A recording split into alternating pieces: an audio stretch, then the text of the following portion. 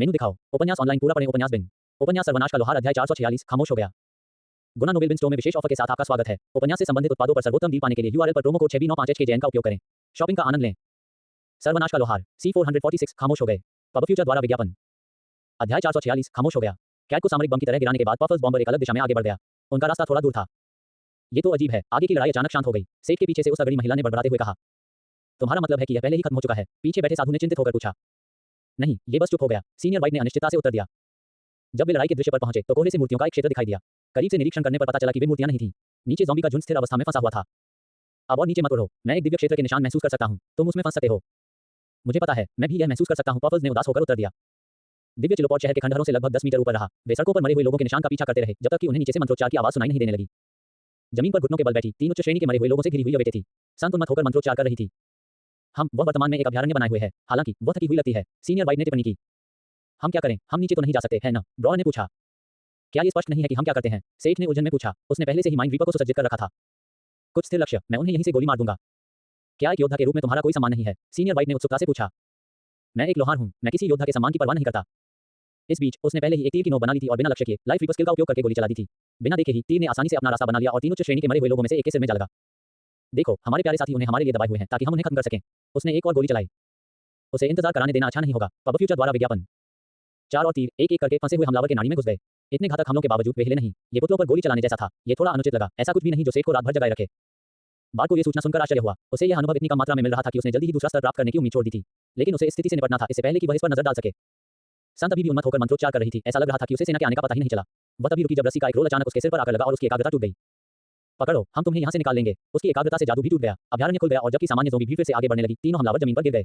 अभी भी भ्रमित, उसने लोहार के आदेश का पालन किया और लगभग सहज रूप से रस्सी को पकड़ लिया। आइविसर को किसी और संकेत की आवश्यकता नहीं थी और वह आकाश की ओर बढ़ा और लेवे को सुरक्षित स्थान पर ले गया। ब्रॉल और ह्यूबर्ट ने रस्सी खींचनी शुरू कर दी जबकि थकी हुई महिला उससे बेतहाशा चिपकी रही। मुझे खुशी है कि तुम लोग ठीक हो, उसने हौंकते हुए कहा जब ब्रॉल ने उसे सेंटीपीड की पीठ पर चढ़ने में मदद की। ठीक है, चलो अगली लड़ाई पर चलते हैं और सेठ ने बात करना शुरू किया, लेकिन सीनियर वाइट ने अपना सिर हिला दिया। उन्होंने बताया, बाकी झगड़े खत्म हो गए हैं। शहर में सन्नाटा छा गया है। सेठ ने सिर हिलाया जबकि पफल्स बैक पर मौजूद अन्य लोग थोड़े उदास दिख रहे थे। खास तौर पर पुरातत्वविद मेगन। वह उस समय मौजूद उनकी पार्टी में अकेली थी और वह कैलेब के बारे में सिर्फ अपने अलावा किसी और को जानती थी। वह नहीं चाहती थी कि यह सच हो, लेकिन सीनियर वाइट के पास झूठ बोलने का कोई कारण नहीं था। कैलेब के बारे में क्या? उसने उम्मीद से पूछा। ड्रैगन पर सवार और उससे लड़ने वाला, दोनों ठीक लगते हैं। सांप ने उत्तर दिया, जिससे पुरातत्ववेत्ता के हृदय से बोझ हल्का हो गया। मैं समझ गया। सीनियर वाइट, क्या आप आखिरी बार हमारी मदद कर सकते हैं ताकि हम बचे हुए लोगों को इकट्ठा कर सकें और उन्हें फिर से संगठित कर सकें? लोहार ने देवता से गंभीरता से पूछा। स्केल महिला ने सिर हिलाया और वे कैट को खोजने के लिए उसके निर्देशों का पालन करने लगे। उन्होंने उसे एक बौने और एक सांवली महिला के साथ बैठे हुए पाया। बाद वाली महिला ने एक बहादुर प्रभाव दिया और जानवरों के चमड़े और फर से बने हल्के कवच के साथ। सेठ को हर तरह की सुंदर महिलाओं से प्यार था, लेकिन उसका ध्यान सबसे ज्यादा बौने पर गया। या यूं कहें कि दाढ़ी वाले आदमी ने जो पहना था उससे। उसके सादे फुल प्लेट कवच की साफ सुथरी रेखाएं उसे एक अजय चैन की आभा देती थीं। वह चौकसता से आसमान में विशालकाय दुर्बन को देखता है। अपने दाहिने हाथ में उसने एक लंबा और खतरनाक बाज पकड़ रखा था। संभवतः यह उसका दूसरा हथियार था। उसके बाएं हाथ में एक शक्तिशाली ढाल थी जो उसे और भी ज्यादा अभेद्य के लिए जैसा बना रही थी। उसे वास्तव में आश्चर्य हुआ कि वह कवच का मूल्यांकन नहीं कर सका। ऐसा इसलिए नहीं था क्योंकि उसका कौशल बहुत कम था, बल्कि यह वास्तव में अवरुद्ध था। इसी तरह जिस तरह स्क्रॉल थे जो किसी वस्तु का स्थायी रूप से मूल्यांकन कर सकते थे, वैसे ही कुछ ऐसे भी थे जो मूल्यांकन को बाधित कर सकते थे। इससे कोई खास फर्क नहीं पड़ता था। लोहार ने पहले ही सीख लिया था कि हर चीज के लिए सिस्टम कौशल पर निर्भर नहीं रहना चाहिए। कवच की गहरे भूरे रंग की चमक को देखते हुए उसे लगा कि यह हो सकता है। कवच से कोई भी मौलिक आभा नहीं निकलती थी, जिसका मतलब था कि जादू स्वनिहित था, विशिष्ट तत्वों पर निर्भरता के बिना। सेठ ने अनुमान लगाया कि बौना और उसका कवच टेकर और सेठ द्वारा उसके लिए बनाए गए कवच के समान था। पब फ्यूचर द्वारा विज्ञापन। वह वास्तव में करीब से देखना चाहता था, लेकिन वह अभी ऐसा नहीं कर सकता था। अगर दुश्मन प्रसारण में सेंध लगा लेता तो उसे रिकॉर्ड की गई हर बात पता चल जाती। फेनी, पोल्टर, पुरातत्ववेत्ता ने उन दोनों को देखते ही पुकारा। जैसे ही पफल्स नीचे उतरी, वह कूद पड़ी और उनकी ओर दौड़ी। बहादुर महिला ने उसे गले लगा लिया। हमारा छोटा पुरातत्ववेत्ता कब से इतना भावुक हो गया? उसने मुस्कुराते हुए मेगन को चिढ़ाते हुए पूछा। मौ, लड़की ने असहमति में आवाज निकाली, लेकिन डाकू महिला को गले लगा लिया। अपने दल के सदस्य को राक्षस से कूदता देख बौने ने आखिरकार अपना हथियार रख दिया, लेकिन अपनी सूची में नहीं। उसने अपनी बैग पर तलवार और पीठ पर ढाल पहनी थी। बौने पोल्टर ने कर्कश स्वर में कहा, यह देखकर अच्छा लगा कि हम अकेले नहीं हैं। एक ध्यानपूर्वक सुनने वाला व्यक्ति उस रात दाढ़ी में कहीं एक छोटी सी मुस्कान सुन सकता था। आईवी सर उतरा और सभी लोग अपने पैर फैलाने के लिए उतर गए। सेठ कैट का अभिवादन करने के लिए आगे बढ़ा। यह देखकर अच्छा लगा कि आपकी तरफ से सब कुछ किसी तरह से ठीक हो गया। हम ऐसा लगता है कि आपके पक्ष में सब कुछ उतना अच्छा नहीं रहा। उसने सेठ की तरफ से केवल यवे को एक नए सदस्य के रूप में देखकर पूछा। हमने अभी यवे को बचाया था जब सीनियर वाइट ने हमें बताया कि शहर में झगड़े बंद हो गए हैं। हम तुम्हें लेने आए हैं। कैट ने सिर हिलाया और समूह के बाकी सदस्यों के साथ शामिल हो गया, जबकि सेठ उन तीनों के पास गया जो एक छोटे से पुनर्मिलन में थे। और तुम कौन हो, बेटा? बौना आगे बढ़ा और उसका रास्ता रोक दिया। जब सेठ ने बौने की मोटी उंगली में अंगूठी देखी तो उसकी आंखों में चमक आ गई। नमस्ते, मैं सेठ हूं, उन्होंने कहा और हाथ मिलाने के लिए अपना हाथ बढ़ाया। लोहार को ओरा से कुछ बौने अभिवादन पता थे, हालांकि उसने उन्हें स्थिति में बेकार समझा। अपनी अंतर्निहित प्रकृति और प्राथमिकताओं को छोड़कर जातियों की संस्कृतियां उस दुनिया के आधार पर अलग अलग हो सकती हैं जिसमें वे विकसित हुई हैं। पोल्टर ने वास्तव में उसका हाथ पकड़ा और सेठ को अपने बहुत करीब खींचकर उसके कानों में फुसफुसाया। कभी को इसकी उम्मीद नहीं थी, लेकिन यह एक अच्छा मौका था। मैं तुम्हें नहीं जानता और मुझे तुम पर भरोसा नहीं है। मैं नहीं जानता कि तुम क्या योजना बना रहे हो, लेकिन ये जान लो कि मैं। क्या यह हिथिल दिन है? सेठ ने उसे बीच में टोका। पब फ्यूचर द्वारा विज्ञापन। बौने ने जिस ताकत की उम्मीद नहीं की थी, सेठ ने अपना हाथ मोड़ लिया था और अंगूठी को घूर रहा था। बौने ने पीछे हटने की कोशिश की, लेकिन उसने देखा कि उसका हाथ लोहे की पकड़ में फंस गया था। क्या यह हिथिल दिन है? सेठ ने फिर पूछा। बौने की घनी भौहें तब उठ गईं जब उसने दूसरे की आंखों में चमक देखी। क्या आप लोहार हैं? उसने संदेह से पूछा। अब सेठ की बारी थी कि वह बौने के और करीब जाए और उसके कान में फुसफुसाए। उसने सीधे सवाल का जवाब नहीं दिया, इसके बजाय उसने एक प्रस्ताव रखा। मुझे पता है कि वह छोटा चाकू तुम्हारा मुख्य हथियार नहीं है। यह एक बौने द्वारा ढाल के अलावा इस्तेमाल किए जाने के लिए बहुत छोटा है। मुझे तिल दिन के बारे में बताओ और मैं तुम्हें एक ऐसा हथियार उधार दूंगा जो तुम्हारे लिए बेहतर हो। बौने को अपने सवाल का जवाब समझ में आ गया और यह प्रस्ताव उसके लिए काफी था। बौने ने निर्णायक रूप से सिर हिलाया। हम बाद में और बात करेंगे, सेठ फुसफुसाया और दोनों फिर से अलग हो गए। मैं पोल्ट्रो ओनिक से हाथ हूं, आपसे मिलकर खुशी हुई। बौने की पिछली दुश्मनी पूरी तरह से खत्म हो गई थी। दुनिया भर में चाहे कितने भी सांस्कृतिक मतभेद क्यों न विकसित हुए हों, लोहारों का हमेशा बौनों के बीच उच्च स्थान रहा है। पोल्ट्रो के रवैये में बदलाव इसका सबसे अच्छा उदाहरण था। तुम दोनों इतनी अंतरंगता से किस बारे में बात कर रहे थे? फेनी नाम की महिला ने सहजता से बातचीत शुरू की। वह सेठ के करीब आ गई और अपने हाथों को उसके कंधों पर फिराया। मैं फेनिस हूँ, महान पर्वत रानी। तुम मेरे साथ थोड़ी और बात क्यों नहीं करते? या फिर हमारे छोटे मेगन को बचाने वाले शक्तिशाली नायक को छोटे बूढ़ों के लिए कोई चीज चाहिए? उसने पूछा। उसका तरोताजा चेहरा उसके चेहरे के इतने करीब था कि वह उसके चेहरे पर उसकी कोमल सांसों को महसूस कर सकता था। कौन एक खूबसूरत महिला को दूर धकेलेगा जो खुद को पेश कर रही थी? उसने आक्रामक तरीके से उसके कूल्हों को पकड़ा और उसे अपने करीब खींच लिया। वह शर्मा गई लेकिन विरोध नहीं किया। वह आगे झुका और उसने अपनी आंखें बंद कर लीं। हालांकि वह चुंबन के लिए आगे नहीं बढ़ा। मेरी एक गर्लफ्रेंड है लेकिन वह काफी खुली हुई है। जब हम क्रोना वापस आएंगे तो मुझे यकीन है कि अगर तुम उससे विनम्रता से पूछोगी तो वह तुम्हें हमारे साथ आने देगी। उसने भेड़िए जैसी मुस्कान के साथ उसके कानों में फुसफुसाया। फिर उसने हंसते हुए उसे जाने दिया। इतनी आक्रामक महिला थी, उसे थोड़ा झटका देना ही बेहतर था। बदमाश, वह बुरी तरह शर्माते हुए बोली। अल्पविराम, तुम भाग गए। वह अपने सामने घुटनों के बल बैठे मरे हुए लोगों की कतार को देख रही थी। व्याख्या करना, कुछ लोग उम्मीद से ज्यादा मजबूत थे और बाहरी मदद की बदौलत वे जल्दी से फिर से संगठित हो गए। मुझे माफ करें, मालकिन। उसने आह भरी। ये सच था कि मरे हुए बन जाने के बाद उन्होंने अपनी कुछ युद्ध क्षमता खो दी थी। एक साथ दो टीमें बनाना शायद बहुत ज्यादा हो सकता था। उद्धरण चिन्ह डॉट डॉट डॉट। ठीक है, अगर हम सभी को नहीं पा सके तो भी कोई बात नहीं। मैं बस समय से थोड़ा पहले ही योजना पर काम शुरू कर दूंगा। वैसे भी यहाँ हमारा काम पूरा हो चुका है। वह मुस्कुराई। भले ही उसने कुछ खो दिया हो, फिर भी उसने बहुत कुछ कमाया है, चाहे कुछ भी हुआ हो। पब फ्यूचर द्वारा विज्ञापन को फायदा नाम तक और अधिक अध्याय लाने में हमारी सहायता करें। संपर्क टॉस साइट मैप दान करें। मेनू दिखाओ। उपन्यास ऑनलाइन पूरा पढ़ें। उपन्यास बिन। उपन्यास सर्वनाश का लोहार अध्याय 447 वे जिन्हें हम नियंत्रित करते हैं। गुना नोबेल बिन स्टोर में विशेष ऑफर के साथ आपका स्वागत है। उपन्यास से संबंधित उत्पादों पर सर्वोत्तम डील पाने के लिए URL पर प्रोमो कोड 6B95HKJN का उपयोग करें। शॉपिंग का आनंद लें। सर्वनाश का लोहार C447 वे जिन्हें हम नियंत्रित करते हैं। पब फ्यूचर द्वारा विज्ञापन अध्याय 447 वे जिन्हें हम नियंत्रित करते हैं। ठीक है, चलो सब पफल्स पर चलते हैं, हमें अभी भी कैलिब से मिलना है। इस बार पफल्स ने उड़ान नहीं भरी। वह अपनी मन की रक्षा के लिए भागा। इसके बजाय वह भागती हुई ट्रेन की तरह ढहते शहर की सड़कों पर भागा। मेगन ने माउंटेन क्वीन को शांत होने में मदद की जबकि आईबीसर एक्सप्रेस उनके अगले गंतव्य के लिए रवाना हो गई। एक बार जब समूह पूरा हो गया तो उन्हें इस बारे में बात करनी थी कि वे यहाँ से आगे कैसे बढ़ेंगे। ये स्पष्ट था कि कोई उनकी जान को निशाना बना रहा था और उन्होंने संभवतः कोरोना के प्रसारण को हाईजैक कर लिया था। समस्या ये थी कि वे अपने घर से कोरोना से संपर्क नहीं कर सकते थे। मूल रूप से कोरोना प्रतिभागियों के लिए एक स्थानिक द्वार खोलेगा जब प्रतिभागी रिकॉर्ड के निर्देशांक के आधार पर खोज पूरी कर लेंगे। तथ्य यह है कि उन्होंने अभी तक उन्हें खाली करने के लिए ऐसा नहीं किया था। इसका मतलब केवल ये हो सकता है कि वे या तो ऐसा नहीं कर सकते थे या नहीं करना चाहते थे। दोनों में से कोई भी विकल्प उनके लिए अच्छा नहीं था। माँ, क्या तुम चिंतित हो? शायद बड़ी माँ मासूमियत से उसे टोक सकती है। तुम क्या कह रहे हो? मेरे होते हुए किसी और की जरूरत नहीं है। मैं पफल्स महान कुछ बेवकूफ मरे हुओं से निपटने के लिए काफी है। ये सिर्फ मरे हुए लोगों की बात नहीं है, लेकिन मुझे खुश करने की कोशिश करने के लिए आप दोनों का शुक्रिया। मैं ठीक हूँ, उसने मुस्कुराते हुए उन्हें जवाब दिया। इसमें कुछ समय लगा लेकिन आखिरकार कोहरे से आराम कर रहे वाइवन की छायाएं दिखाई दी। आईबीसर एक्सप्रेस मलबे और खंडहरों से भरे एक विस्तृत समाशोधन में प्रवेश कर चुकी थी। यह एक बड़ी लड़ाई रही होगी।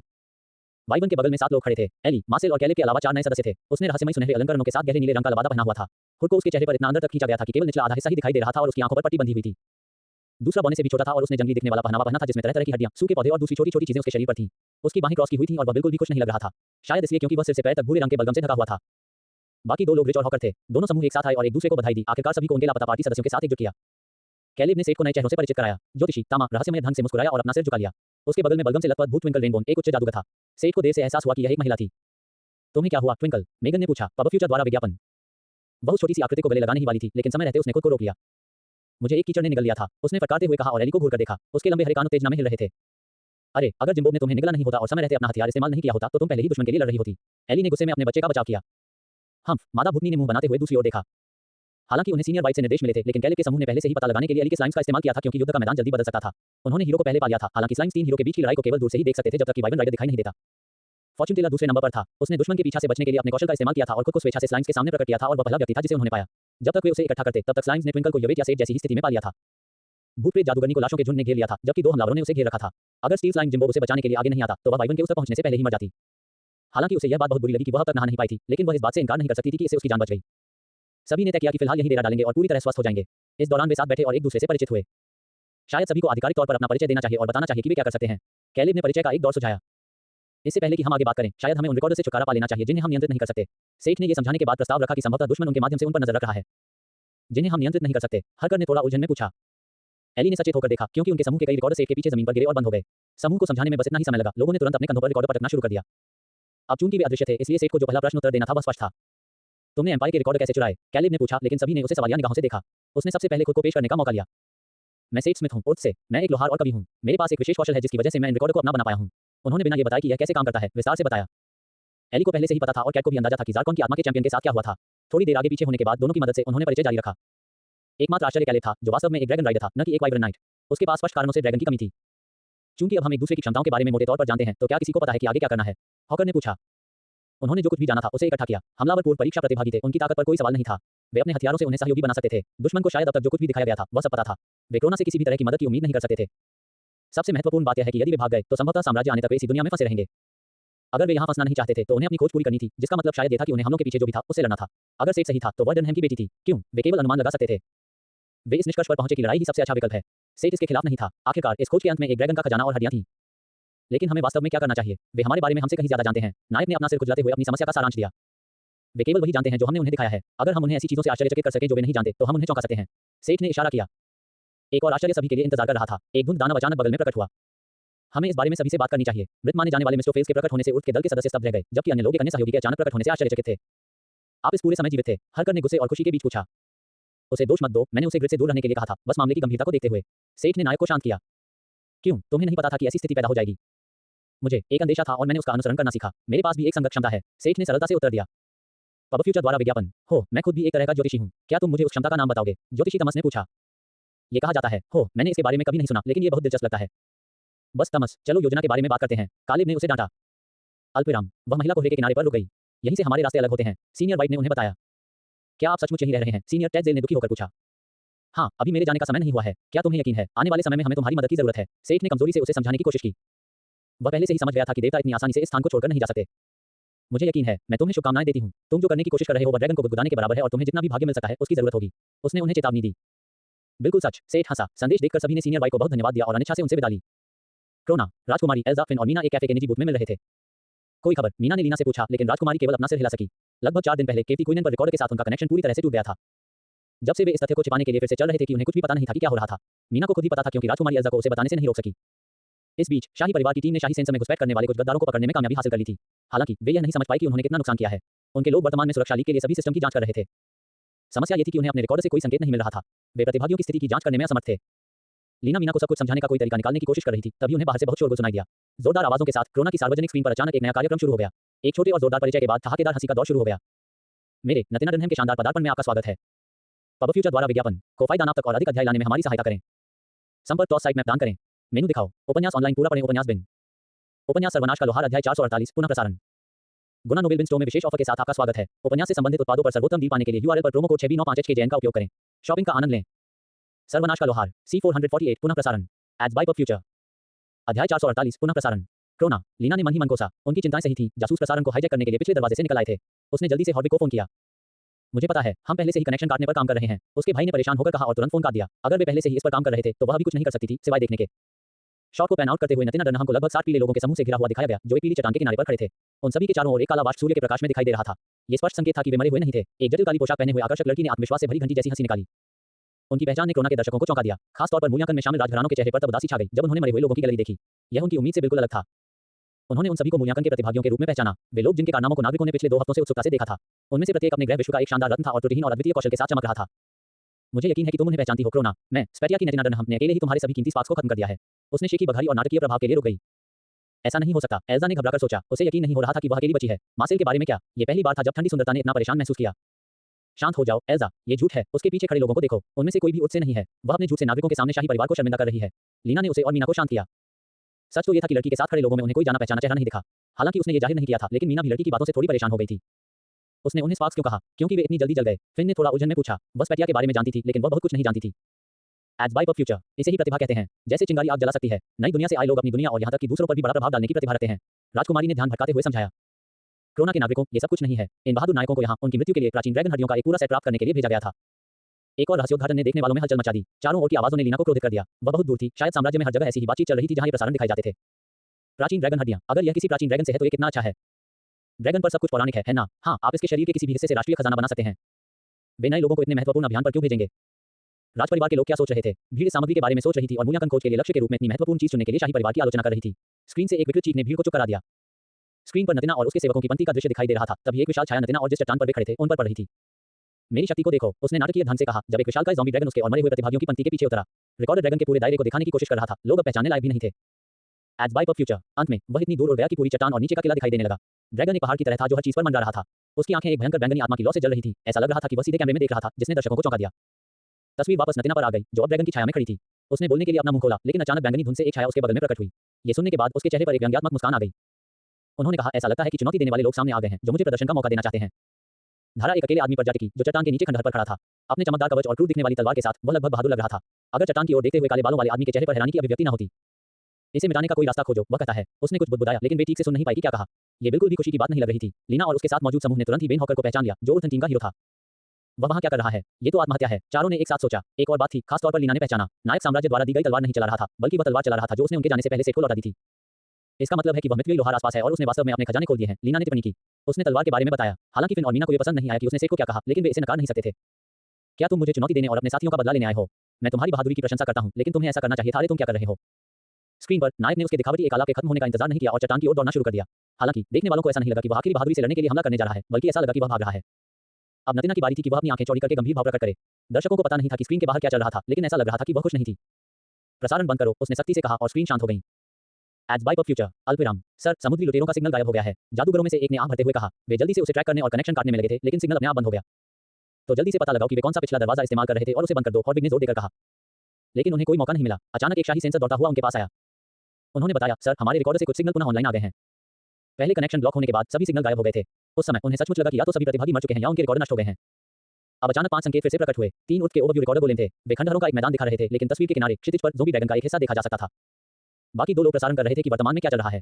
जब उसने देखा कि क्या प्रसारित हो रहा है तो उसकी भौहें ऊपर उठ गईं। पहली बार जब से ये सब अराजकता शुरू हुई थी, उसके चेहरे पर एक छोटी सी मुस्कान दिखाई दी। उन्होंने मुस्कुराते हुए कहा, इन दोनों का प्रसारण करो।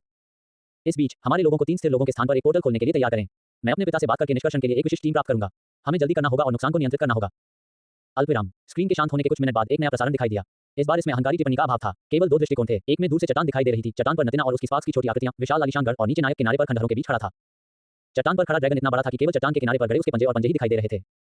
दूसरा रिकॉर्डर चट्टान के करीब था, कहीं नायक और ऊपर नतीना के बीच। इसने नायक को डूबे हुए खंडहरों और पृष्ठभूमि के रूप में समुद्र के साथ करीब से दिखाया। नायक चट्टानों तक पहुंचने की जल्दी में था, क्योंकि पीछे पूरा समुद्र उबलने लगा था। लोगों को आखिरकार समझ आ गया कि नतीना का मूड किस वजह से खराब हुआ था। कोई आश्चर्य नहीं कि हीरो पानी से दूर जाने की जल्दी में था। क्या तुम्हें लगता है? लीना ने बड़बड़ाते हुए कहा। एक सिरदर्द को दूसरे पर फेंकने की कोशिश कर रहे हो। ये निश्चित रूप से सेठ का विचार है। फिन ने प्रसन्नतापूर्वक टिप्पणी की। उसके दिमाग में केवल लोहार ही ऐसा पागलपन करने की कोशिश करेगा, खासकर तब जब वह हीरो को चारा के रूप में इस्तेमाल कर सकता था। एड्स बाय फ्यूचर को फायदा नाप तक और अधिक अध्याय लाने में हमारी सहायता करें। संपर्क टॉस साइट मैप दान करें। मेनू दिखाओ। उपन्यास ऑनलाइन पूरा पढ़ें। उपन्यास बिन। उपन्यास सर्वनाश का लोहार अध्याय 449। सचमुच एक ड्रैगन। गुना नोबेल बिन स्टोर में विशेष ऑफर के साथ आपका स्वागत है। उपन्यास से संबंधित उत्पादों पर सर्वोत्तम डील पाने के लिए यूआरएल पर प्रोमो कोड 6B958HKJN का उपयोग करें। शॉपिंग का आनंद लें। सर्वनाश का लोहार C449। सचमुच एक ड्रैगन। पब फ्यूचर द्वारा विज्ञापन। अध्याय 449। सचमुच एक ड्रैगन। उसे बस हेलमेट का इस्तेमाल करना चाहिए था और अपनी मूर्खतापूर्ण टिप्पणियां बंद करो। सेठ, वह लड़की स्पष्ट रूप से एक चैंपियन है। अगर उसने उसकी हत्या कर दी तो उसकी देवी उसे शाप दे सकती है। हेमीज ने डांटा। ये आत्मा ज्वालाएं, क्या वे भी आप जैसे मृत्यु के देवता की समर्थक हैं, अंकल? हेफेस्टोस ने अपने पास खड़े देवता से पूछा। हेडिस के होठों पर हल्की मुस्कान थी। यह उन कुछ मौकों में से एक था जब लोहार देवता ने अपने शांत चाचा को मुस्कुराते हुए देखा था। हाँ, और अगर हमारी छोटी लोहार जीत जाती है तो मैं उसके चेहरे पर इसका जिक्र करने के लिए इंतजार नहीं कर सकता। केटी क्विनैन। सच में एक ड्रैगन। सेठ ने कहा जब उसने आकाश में उड़ती हुई विशालकाय आकृति को देखा। वे अभी भी बहुत दूर थे, लेकिन बारडार्गोस की आंख से पुरानी राजधानी के खंडहरों को देखने में सक्षम था। चैंपियनों की रेड टैग टीम ने उड़ान भरने और अपने घोड़ों की सवारी करने में 5 दिन से थोड़ा ज्यादा समय बिताया था। चूंकि अब उन्हें कोई नहीं देख रहा था, इसलिए उनके पास छिपाने के लिए कुछ भी नहीं था। वे और भी तेज हो सकते थे, लेकिन घोड़े को पीछे छोड़ने के बाद उन्हें एक बार फिर इस भूमि की घिनौनी चीजों का सामना करना पड़ा। उन्होंने अपने दुश्मन को कमा था। किसी को भी ज़ॉम्बी ड्रैगन की उम्मीद नहीं थी। वे ड्रैगन की हड्डियों के बारे में जानते थे और यह कि उनका दुश्मन एक नेक्रोमेंसर था। लेकिन ड्रैगन जैसी चीज को फिर से जिंदा करने के लिए किस तरह की टूटी हुई शक्तियों की जरूरत थी? वे उनसे सामूहिक विनाश का हथियार लाने की उम्मीद कैसे कर सकते थे? मरे हुए होने के बावजूद वह चीज परमाणु बम के बराबर थी। आसमान में ड्रैगन को देखकर वे अपनी पिछली अधिकांश योजनाओं को पूरी तरह से रद्द कर सकते थे। वे इस तरह आगे नहीं बढ़ सकते थे। चलो पहले थोड़ा आराम करते हैं। मुझे यकीन है कि मैं छिपने का एक टोटेम खड़ा कर सकता हूं। ट्विंकल भूत जादूगर ने सुझाव दिया। सभी थक चुके थे और सुझाव से सहमत थे। उन्हें अपने विचारों को शांत करने की आवश्यकता होगी। पब फ्यूचर द्वारा विज्ञापन। मैं एक भ्रम अवरोध जोड़ूंगा, कैड ने प्रस्ताव दिया। मिस्टर उन दोनों महिलाओं के साथ उनके शिविर स्थल की चुप-चुप कर रहने लगी। तीनों को पहले से ही इसमें कुछ अभ्यास था, क्योंकि उन्होंने अपनी यात्रा के दौरान ब्रेक के दौरान कुछ ऐसा ही किया था। भले ही उन्होंने ट्रैकिंग डिवाइस हटा दिए हों, लेकिन उन्हें सतर्क रहना था कि कहीं नेक्रोमेंसर स्काउट न भेज दे।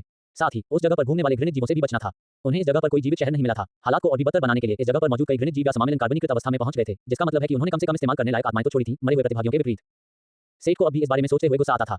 ये संदेहास्पद भी था, लेकिन यह एक ऐसा विचार था जिसे उसने बहुत पहले ही आगे के ड्रैगन के सामने पृष्ठभूमि में रख दिया था। उसने देखा कि नायक कैलेब, बोना, मार्सेल और ड्रॉर अपने नए हथियारों के साथ उनसे परिचित होने के लिए प्रशिक्षण ले रहे थे। हालांकि यह मुख्य रूप से उनके दिमाग को साफ करने का तरीका था। ड्रैगन स्पष्ट रूप से दिखाई दे रहा था, बिना किसी कौशल के भी। वे सभी इस दृश्य से थोड़ा हिल गए थे। सेठ, व्यापारी, पुरातत्वविद, एली, ज्योतिषी, रिच और दूसरी ओर संत महिला आग पर विचार कर रहे थे। उनमें से सभी के पास सेठ की तरह छिपे हुए कार्ड नहीं थे, लेकिन योजना बनाने के लिए यह पर्याप्त था। चूंकि उन्हें इस जगह की स्थिति का पता नहीं था, इसलिए उनके पास केवल एक मोटा खाका था। वे जो कुछ भी बना पाते, वह ड्रैगन का सामना करने में सक्षम नहीं होता।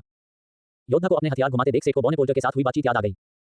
अल्पविराम। पोल्टर और सेठ एक फफूंद लगे हुए सराय में बैठकर बातें कर रहे थे। ये धुंध छोड़ने से पहले की बात है। तुमने कहा था कि तुम्हारे पास एक हथियार हो सकता है जिसका मैं इस्तेमाल कर सकता हूं। बॉने ने लगभग विनम्रता से पूछा। क्या हुआ? सेठ ने प्रतिप्रश्न किया। हाँ, मेरी अंगूठी बौने चांदी से बनी है। ये कैसे बनता है? लोहार की चमकती आंखों ने बौने को लगभग डरा दिया। पब फ्यूचर द्वारा विज्ञापन। मैं तुम्हें नहीं बता सकता क्योंकि मुझे नहीं पता। मेरे दादाजी ने यह अंगूठी बनाई थी। क्या मैं आपके दादाजी से मिल सकता हूँ? वह भी कोरोना में है, इसलिए वापस आने के बाद उसे मिलने में कोई समस्या नहीं होगी, मुझे लगता है। लेकिन आपको पता होना चाहिए कि वह शायद आपको इसके बारे में आसानी से नहीं बताएगा। वह वास्तव में पारंपरिक है, आपको शायद उसकी परीक्षा पास करनी पड़े। पोल्टर ने चेतावनी दी। मैं समझता हूँ। वैसे अगर आपके दादाजी लोहार हैं और आप ओरी बने हैं, तो इसका मतलब है कि आप ऐसी दुनिया से हैं जहाँ जादू काफी समय से विकसित हो रहा है ना? उसने पूछा। बॉनी ने सिर हिलाया। चूंकि आपके पास मेरे मूल्यांकन से अपनी वस्तुओं को छिपाने का एक तरीका है, तो क्या आपके पास इसका मूल्यांकन करने का कोई तरीका है? उसने आखिरकार कहा और पोल्टर को एक पोलेक्स दिखाया। बॉनी की आंखें चौड़ी हो गई थी जब उसकी नजर लोहार द्वारा लाए गए पूर्ण धातु पोलान पर पड़ी। मैं ठीक तो नहीं जानता, लेकिन मुझे यकीन है कि मैं इसे मैनेज कर लूंगा। पोल्टर की आंखें सरचलाई की तरह चमक उठी। ये सच था कि भले ही उनके पास कोई खास मूल्यांकन कौशल न हो, लेकिन उच्च श्रेणी के हथियार वर्ग वाले लोगों में हथियार की शक्तियों का पता लगाने की खूबी होती थी। सेठ को यकीन था कि बॉना कामयाब हो सकता है। अपने वर्ग के अलावा उसकी लोहार पृष्ठभूमि भी थी और तलवार में भी कोई कमी नहीं थी।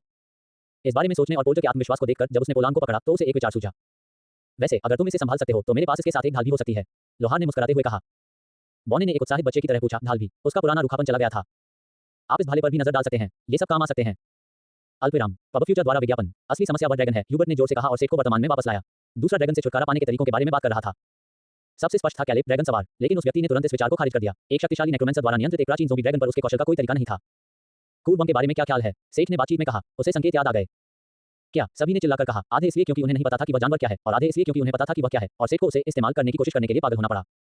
अगर हम उस विशाल समुद्री ड्रैगन को हमारे लिए ज़ोंबी ड्रैगन से लड़ने के लिए तैयार कर सकें, तो हम योजना के अनुसार आगे बढ़ सकते हैं। लोहार ने जोर देकर कहा। ह्यूबर्ट ने पूछा, हम इसे कैसे ढूंढेंगे? यह आसान हिस्सा है, ये वास्तव में जितना आप सोच सकते हैं उससे कहीं ज्यादा नजदीक है। सवाल यह है कि हम इसे वहां लुभाने के लिए किसे भेजें? कवि ने पूछा और एक खास दिशा में देखा। जब कैंपफायर पर मौजूद लोगों ने उसकी निगाह का अनुसरण किया तो उन्हें तुरंत पता चल गया कि वह किसकी ओर देख रहा है। हाँ, बहादुरी के ऐसे वीरतापूर्ण कार्य के लिए उसे बेहतर कोई नहीं था। अगर यह काम करता है तो हम मूल योजना के साथ आगे बढ़ सकते हैं। मेगन ने खुशी से कहा। ठीक है, अगर दोनों पक्षों के पास सामूहिक विनाश के हथियार हैं तो ये युद्ध के मैदान को बराबर कर देता है। एली ने अपने हाथों को रगड़ते हुए फुसफुसाया। ऐसा लग रहा था कि स्लाइम रैंचर असली काइजू युद्ध देखने के लिए इंतजार नहीं कर सकता था। नहीं, अगर यह काम करता है तो हम मूल योजना में कुछ और भी जोड़ सकेंगे। सेठ ने उनसे खुलकर कहा। उसने उन्हें ये छोटा सा रहस्य बताया कि वह कुआं बम का स्थान कैसे जान पाया और यह योजना के लिए क्यों महत्वपूर्ण था।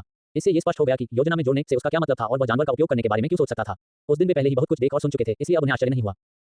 अब बस इतना ही बाकी था कि भोजन के दौरान दूसरों के साथ अपनी योजना साझा की जाए। जब उन्होंने खाना बनाना शुरू किया तो कैट, ट्विंकल और मिस्टर सुरक्षा उपाय स्थापित करके वापस आ गए। बुरी खबर है, खंडहर जाल से ढके हुए हैं, ट्विंकल ने बताया। कैट ने उसके बगल में सिर हिलाया। उन्होंने अपना काम खत्म करने के बाद थोड़ा सा टोह लिया था। ये हमारे दल के ही एक व्यक्ति ने बिछाए थे। वह इन चीजों में माहिर था, लेकिन पिछले हफ्ते मैंने बहुत कुछ देखा। मुझे यकीन है कि मैं बिना उसकी जानकारी के रास्ता बना सकती हूँ, लेकिन इन्हें सुझाने में कुछ समय लगेगा। उसने सोचा, ये काम आएगा, हमें कुछ समय की जरूरत है। उन्होंने अपनी योजना नए लोगों के साथ साझा की। हालांकि पहले तो उन्होंने उन्हें पागलों की तरह देखा, लेकिन थोड़ी देर सुनने के बाद वे भी मान गए कि यह उनके लिए सबसे अच्छा मौका है। जब नायक और अन्य लोगों ने प्रशिक्षण समाप्त कर लिया और भोजन के लिए समूह के बाकी सदस्यों के साथ शामिल हुए, तो नायक को पता चला कि समूह के अधिकांश लोगों ने पहले ही उसे एक साहसी और वीरतापूर्ण कार्य सौंप दिया था। अब बस यही बाकी था कि वे अपने मौके का इंतजार करें और अपने लिए रास्ता खोलने का इंतजार करें। पब फ्यूचर द्वारा विज्ञापन को फायदा नाप तक और अधिक अध्याय लाने में हमारी सहायता करें। संपर्क टॉस साइट मैप दान करें। मेनू दिखाओ। उपन्यास ऑनलाइन पूरा पढ़ें। उपन्यास बिन। उपन्यास सर्वनाश का लोहार अध्याय 450। क्या बस इतना ही? गुना नोबेल बिन स्टोर में विशेष ऑफर के साथ आपका स्वागत है। उपन्यास से संबंधित उत्पादों पर सर्वोत्तम डील पाने के लिए यूआरएल पर प्रोमो कोड 6B95HKJN का उपयोग करें। शॉपिंग का आनंद लें। सर्वनाश का लोहार C450। बस इतना ही। एड्स बाय पब फ्यूचर। अध्याय 450। क्या बस इतना ही? ट्विंकल ने एक रास्ता खोला जबकि बाकी लोगों ने आराम करने और तैयारी करने का ध्यान रखा। मेगन और ह्यूबर्ट ने चट्टान पर बने शिविर पर नजर रखने के लिए रिकॉर्डर का इस्तेमाल किया। मुझे नहीं पता कि क्या हो रहा है, लेकिन उन्होंने चट्टान पर शायद 50 या 60 लोगों को इकट्ठा किया है, ह्यूबर्ट ने चिल्लाते हुए कहा, जिससे हर कोई उसके चारों ओर इकट्ठा हो गया और छोटे हाथ में पकड़े जाने वाले स्क्रीन को देखने लगा। कैद द्वारा उन पर डाले गए भ्रम के बावजूद दोनों ऑपरेटरों ने पहचान से बचने के लिए बहुत करीब जाने की हिम्मत नहीं की। वे अभी भी इतने करीब थे कि अचानक हुए बदलाव को नोटिस कर सकते थे। एक युवती चट्टान के करीब आ गई थी और एक रिकॉर्डर से बात कर रही थी।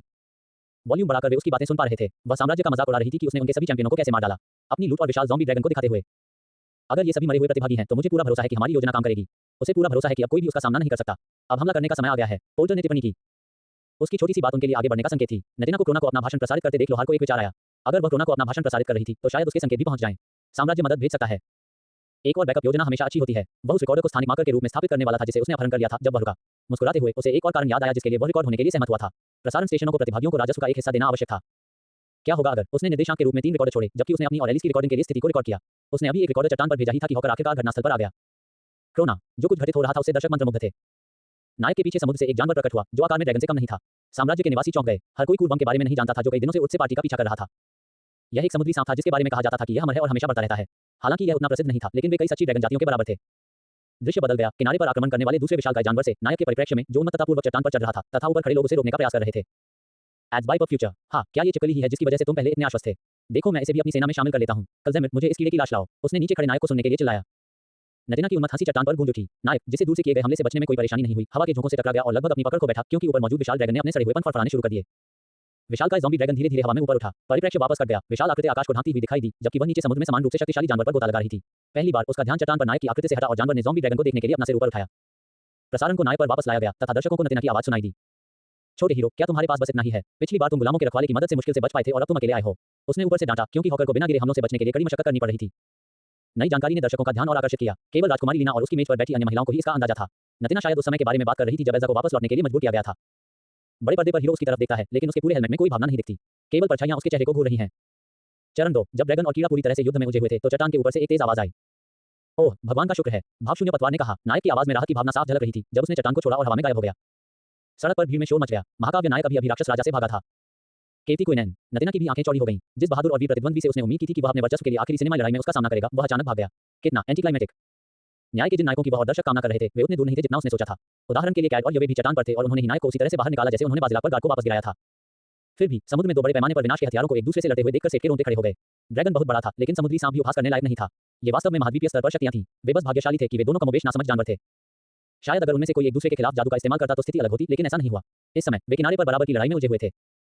As by future. अब जबकि हीरो ने नतीना को धोखा देकर कोरबम पर अपनी मर्जी से हमला करवा लिया है और ड्रैगन और समुद्री ड्रैगन अपनी लड़ाई लड़ रहे हैं, तो दूसरा चरण शुरू हो सकता है। इसे मूल योजना के रूप में भी जाना जाता है। का उपयोग करते हुए सेठ ने संकेत दिया। वे वापस शुरुआती अवस्था में आ गए थे और उन्हें अपनी जान जोखिम में डालने से पहले नतीना की शक्तियों के बारे में और अधिक जानकारी देने की आवश्यकता थी। ये स्पष्ट था कि वह एक प्रकार की नेक्रोमेंसर थी, लेकिन उन्हें उन सैनिकों के बारे में कोई जानकारी नहीं थी जिन्हें उसने अभी भी छिपा रखा था।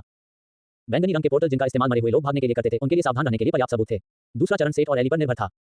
क्रोना। लोग स्क्रीन से चिपके हुए थे। नतीना के नजदीक रिकॉर्डर ने किनारे पर ध्यान केंद्रित किया। योजनाओं में अचानक बदलाव के आह्वान के बाद समुद्र एक बार फिर से उबलने लगा। डूबी हुई राजधानी के खंडहरों से विचित्र जीव सतह पर उभर आए, मानो इसके निवासी समुद्र तल पर सदियों बाद अपवित्र समुद्री जीवों के रूप में जीवित हो गए हों। कीचड़, रेत और समुद्री शैवाल से ढके बड़े राक्षसों का एक विचित्र संग्रह समुद्र तट पर चला आया और खंडहरों के बीच की खाई को भर दिया। सिर, आंख, धड़, चेहरे, आंखें और शरीर के अन्य अंगों की अनियमित संख्या बेतरतीब ढंग से प्रदर्शित की गई। उनके सामने एक विशेष रूप से बड़ा राक्षस खड़ा था जो चट्टान, ईंट और बहती रेत से बना था। क्या ये गोलेम है? लीना ने अनिश्चितता से पूछा। ये सेठ के होने चाहिए, एल्जा ने अनजाने में बड़बड़ाते हुए कहा, जिससे फिन और मीना की डांट भरी नजरें उस पर पड़ गईं। बर्फ जादूगरनी को तुरंत एहसास हुआ कि उसने एक राज खोल दिया है। क्या तुम ये कह रहे हो कि वह इस तरह के गोलेम बना सकता है? लीना चालाकी से खोजती रही। वह सिर्फ यही कह सकती थी कि उसे इस लोहार के बारे में बहुत कम जानकारी थी। मैं कुछ नहीं कहूंगी, एल्जा ने जल्दी से कहा और चुप हो गई और कुछ नहीं बोली। लीना ने एल्जा पर ध्यान केंद्रित किया और मन ही मन नोट बना लिया, लेकिन फिर से स्क्रीन की ओर देखने लगी। एक तरफ समुद्र में दो विशालकाय नासमझ जानवरों के बीच लड़ाई चल रही थी, जो एक दूसरे को चीर रहे थे। दूसरी तरफ इस दुनिया के घृणित प्राणियों की अमूर्त मूर्तियों की तरह दिखने वाले विचित्र प्राणियों का एक समूह डूबे हुए खंडहरों और चट्टान पर चढ़ रहा था। वे चीजें क्या हैं? उन्हें नष्ट कर दो, उन्होंने भ्रमित नतीना को मरे हुए प्रतिभागियों को आदेश देते हुए सुना। इन चिंगारियां ने तुरंत चढ़ते हुए गोलेम पर गोली चलाना शुरू कर दिया, जैसा कि उन्होंने पहले नायक के साथ किया था। इस बार कोई भी बच नहीं पाया। दूर से किए गए हमलों से विचलित हुए बिना गोलेम चढ़ते रहे। उन्हें जो भी नुकसान हुआ उसकी भरपाई नग्न आंखों से दिखाई देने वाली गति से की गई। खासतौर पर सिर पर मौजूद बड़े आदमी ने आसानी से ज्यादातर हमलों को झेला। जब वे अनिवार्य रूप से चट्टान के किनारे पर पहुंचे तो बहुत से मरे हुए लोग और नतीना खंडहर की ओर देखने लगे। थोड़ी धीमी गति से रिकॉर्डर भी खंडहर दिखाने के लिए घूम गया। मानो मरीन यूनिट का आगमन एक संकेत था। उनके पीछे पुरानी राजधानी के खंडहरों से समान लेकिन साफ सुथरे गोलेम और सैकड़ों कीचड़ का एक और समूह दिखाई दिया। अकेले गोलेम की संख्या प्रतिभागियों की संख्या से दोगुनी से भी ज्यादा थी। उनके बगल में अनगिनत स्लाइम थे जो नतीना और उसकी स्पार्क्स का सामना कर रहे थे। ऐसा लग रहा था कि नेक्रोमेंसर को घेर लिया गया था और उसकी संख्या कम थी।